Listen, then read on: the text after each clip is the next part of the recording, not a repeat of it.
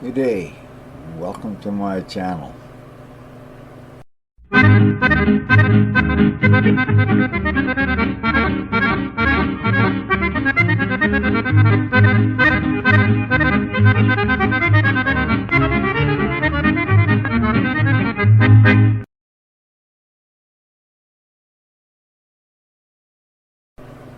Well, as I promised, I'm starting to make the video of my story, of my background.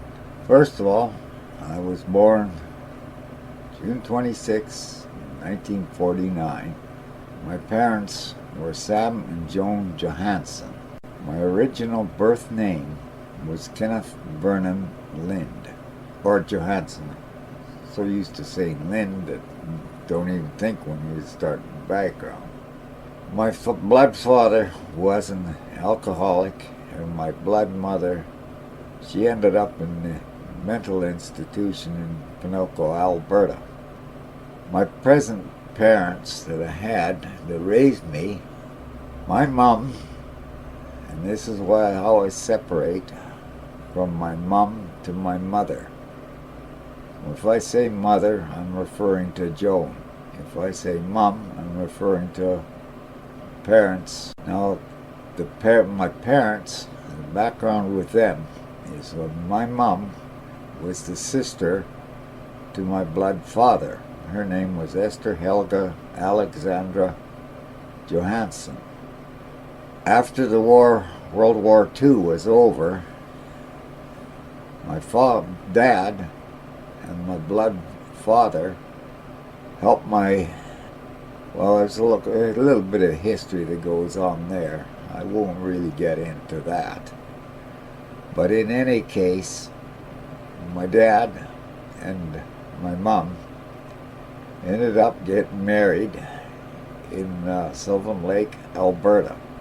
And the ironic part about when they got married is the day they married was on the same date as was when the Titanic went down.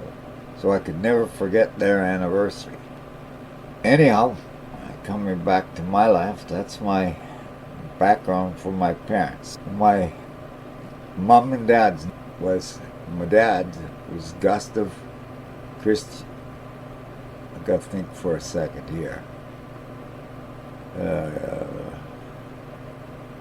Christina or something like that. I have to look at the paperwork to remember because I don't really remember the exact name. But during the World War, my dad was in both World Wars. He was in World War I as well as in World War II.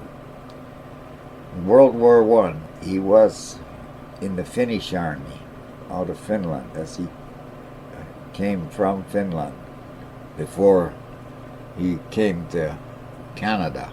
Anyways, during World War I, I think it was after World War I, he changed his name to Gust Christian Lind. My mom and dad as I said, got married in Sylvan Lake, as Dad promised after the war was over that he would marry my mom. Dad was injured during the war, and they couldn't have children. Now, when Joan ended up there, I have 2 blood brothers and 1 blood sister. Sam, after Joan went into the institution, said he can't raise the 4 children. So he put one of my oldest brother and my sister into foster care, and he knew that Esther and Gus wanted a child so badly. So they were moved to Yellowknife, Northwest Territories. And Sam wrote them a letter, if you want Kenny, which is another name I was called a lot, come and get him.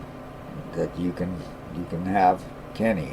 That way it stays in the family tree. So Mom and Dad adopted me, and the adoption papers were legalized in 1958. And that's when they came down to Nelson, BC. From there, when my dad was contracting with another fellow, if I remember right, his name was Frank Knox. Well, when Prince George was on its growth, Frank and my dad decided to come up north and for the opportunity of work. They ended up getting contracts up here in Prince George. A lot of the part of the growth of Prince George, where I presently am.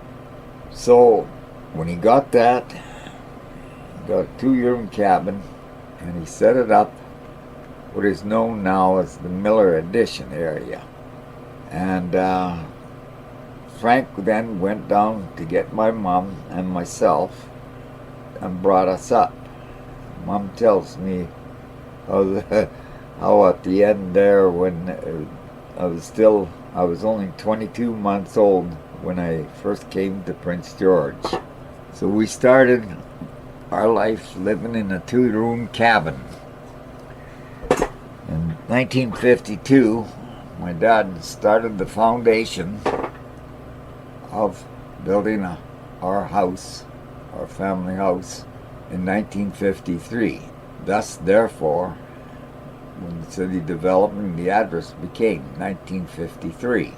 The street originally was named Chatham Street, which when the city somehow related to becoming the city of Prince George, is when a lot of street names were changed. So in this section where we lived, all the streets are in alphabetical order, starting from the Fraser River, going westward, A, B, C. So it's named after a tree found on that street. So A, they found an ash tree, so it became Ash Street. B, which is a lot of growth of birch tree here, so it became Birch, and so on and so forth. Cedar for C. D for Dogwood, which is BC's symbol. All the way in the oldest section, so every street was named from A to, I believe, V was the last street.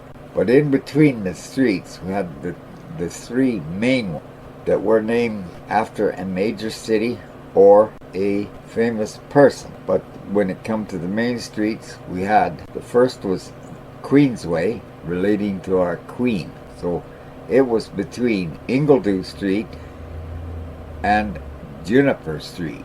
The next main drag, which is still to this day, was Victoria Street. It's pretty well your main drag as you come in, linked in with Highway 16, which connects with Highway 97. Then we had another street which is now a little bit remodified, and throughout the year changes taken place.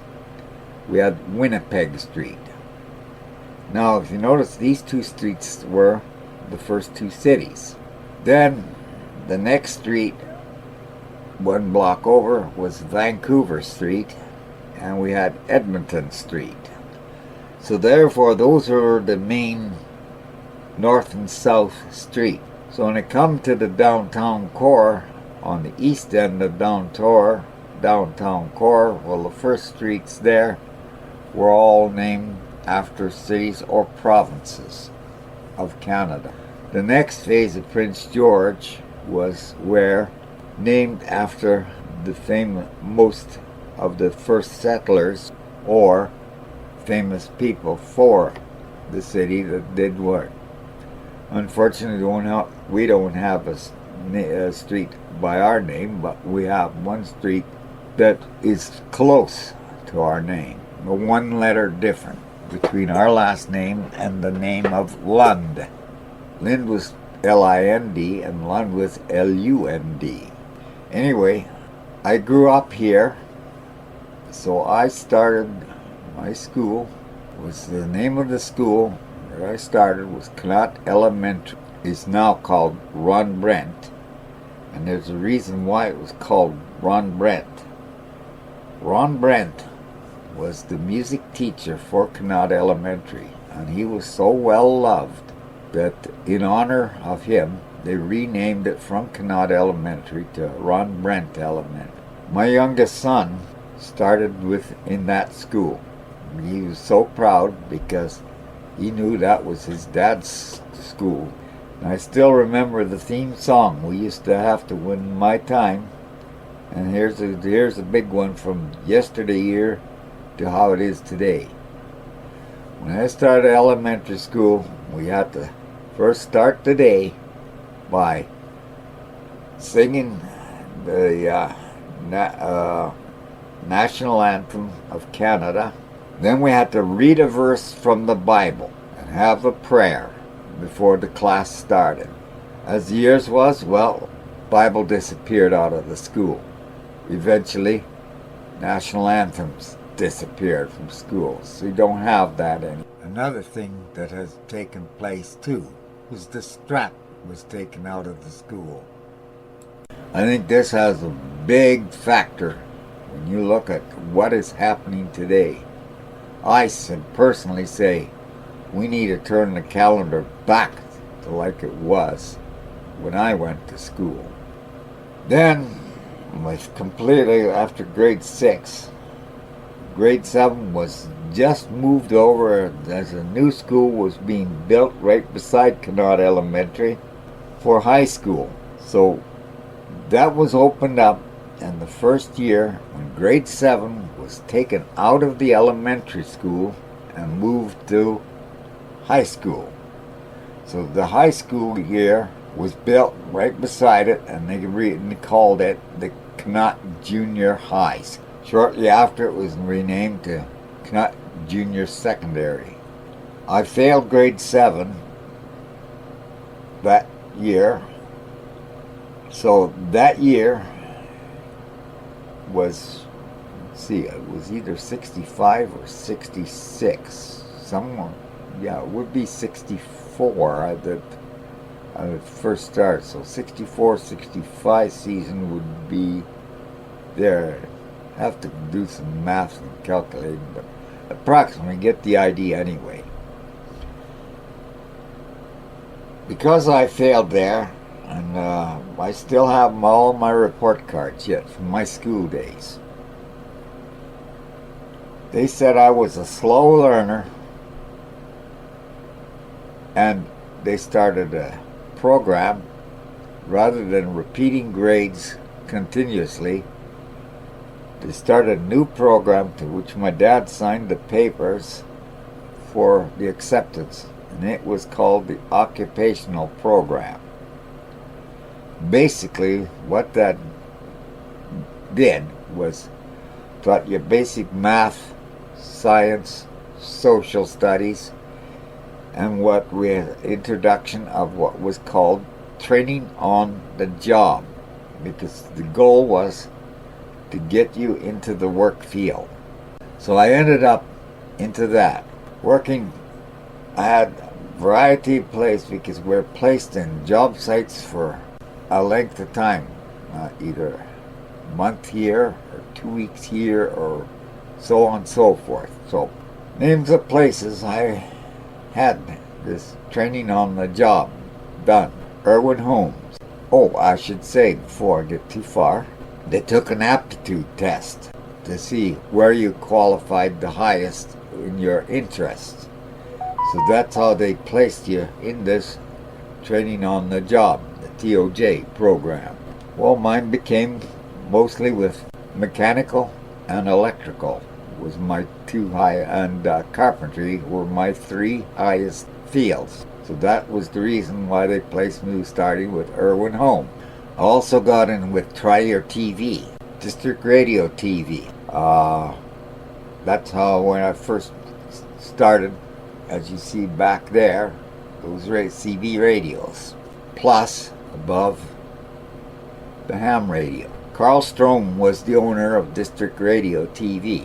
So that's where my interest ham first started. Fortunately, luckily, a neighbor by the name of Joe Galenas really gave me the advancement for getting the interest with ham radio.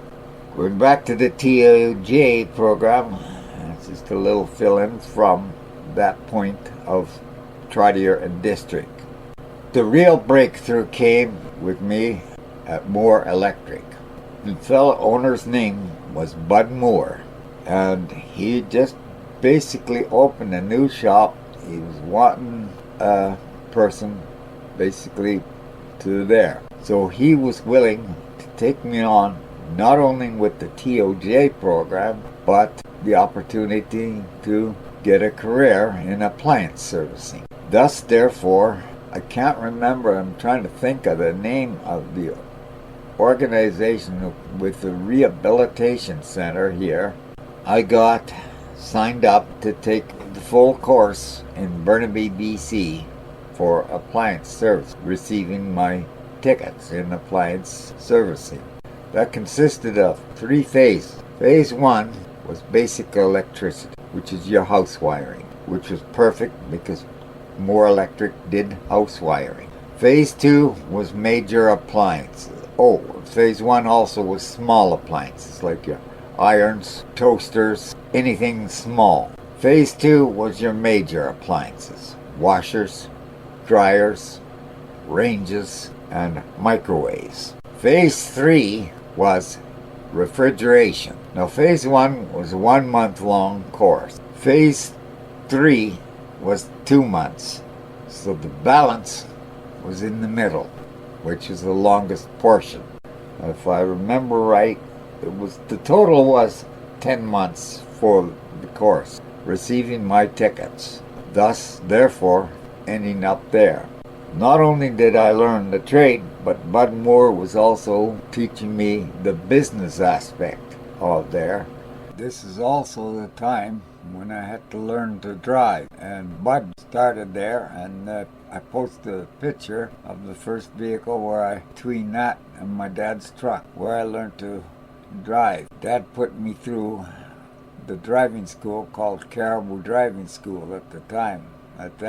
My time, it was driving school had the dual steering wheels, and my teacher, his name was Mr. Tomp. The coincidence part was his daughter was in the same class as me in school. If I remember right, her name was Lynn. So, and trained me how to basically run a business. So all my business reference and helpings, I thank Bud Moore to this day because he taught me a lot.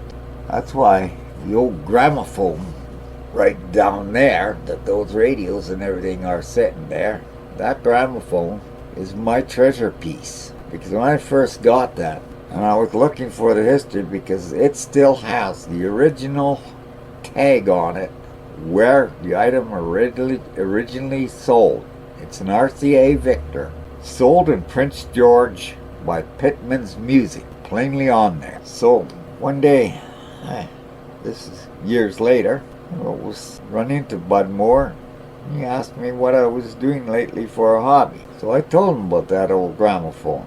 He looks at me and says, "Oh, really?" He said, "What was the name tag on it?" I said, "Pittman's Music." He said, "Well, I owned it. And I was located right next door to Northern Hardware." Well, I'll be dipped. That's why it's a treasure piece for me to this day. Bud also gave me a radio that he built from an old battery type radio to a full operating tube type that you could plug in. I had a fair good collection of antique radios, but when I got a job in Alberta, I put everything, I built a storage shed and put a lot of items in the storage shed and a lot of items with my friend before moving to Alberta. Well, my dad, he turned around and says, "Oh, I'll never use them again," and threw everything in the dump. I just about cried because that radio was one of the first radios I could receive Europe. all kinds of countries, including Finland. And that even made my dad so happy because he could listen to his native country. Yet he turns around and gets rid of it. Anyway, as I said, I got my certificate there. And now that I've mentioned the Alberta side, at this point, I'm going to have to start writing things down here so I get the correct order here. Otherwise, this video will be way too long. So I'm going to pause it at this point, and we'll continue it later. Thank you for watching. Hope I wasn't too boring. Stay tuned for part 2. Don't forget to subscribe.